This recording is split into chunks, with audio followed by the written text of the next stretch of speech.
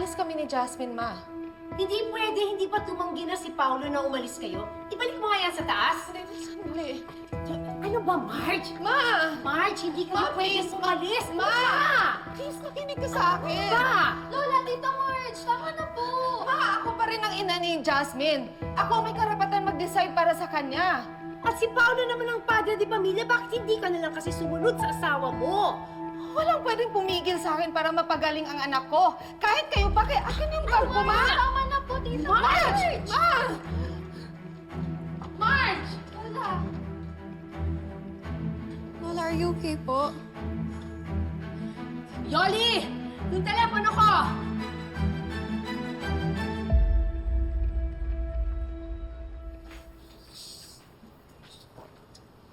Paolo, more prospective clients para sa menagerie.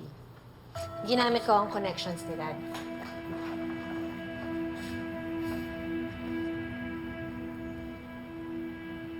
Bakit ngayon mo lang pinapakita to?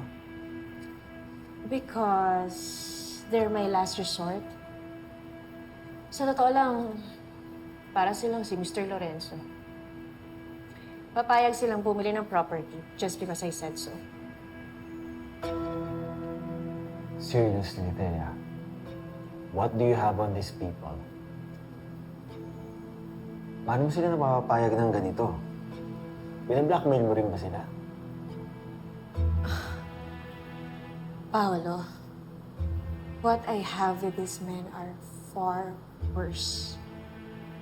Kaya wag mo nang itanong. Thea, But I told them na ikaw ang makipag-meet sa kanila bago sila mag-close deal with us. ayoko. Ayoko mag-close ng deal kung dahil lang sa pambablackmail. Then tell me what to do para matulungan ka. Paolo, kailangan mong matalo yung Aldrin na yon at patunayan sa board na mali sila sa pag-hire sa kanya.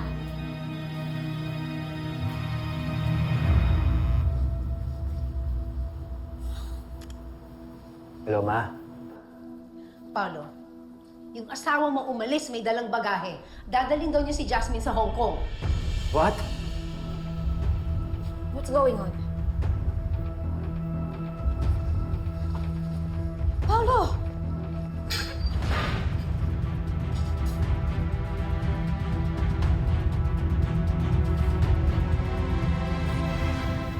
Mom, do I really need this? I can walk naman po.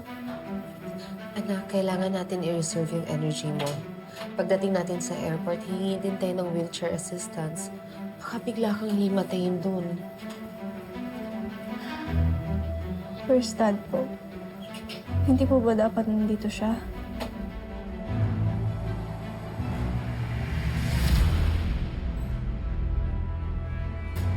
Busy lang siya, may inaasikaso sa office.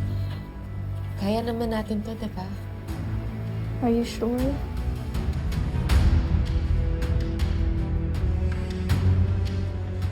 Oo naman. Promise, susunod ang daddy mo pag okay.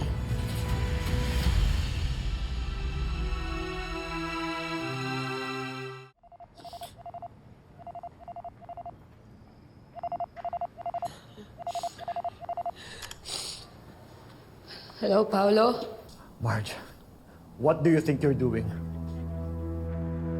Di ba sinabi ko sa'yo, wala na akong choice? Sabi ko sa'yo, gagawin ko ang lahat para sa anak ko. Do you even know if you can trust that doctor? Oo, expert sa field nito ang kaibigan ni Edward. So ano? Nagsabuatan kayong dalawa ng magaling kong kapatid. Nagplano kayo behind my back. Behind your back, alam mo na nakapag-desisyon na ako. Walang sabwatan. At please, huwag kang pa-victim dahil hindi ito tungkol sa'yo. Marge, you're missing my point. Nagdesisyon kayong dalawa ng kapatid ko nang hindi ko alam. Alam mo, wala nang point na makikipag-diskusyon pa sa'yo dahil hindi na kita mapipigilan dahil sa yung issue mo na hindi ako nakikinig sa'yo. Totoo naman, di ba? Ha? Hindi naman ito tungkol sa kondisyon ng anak natin.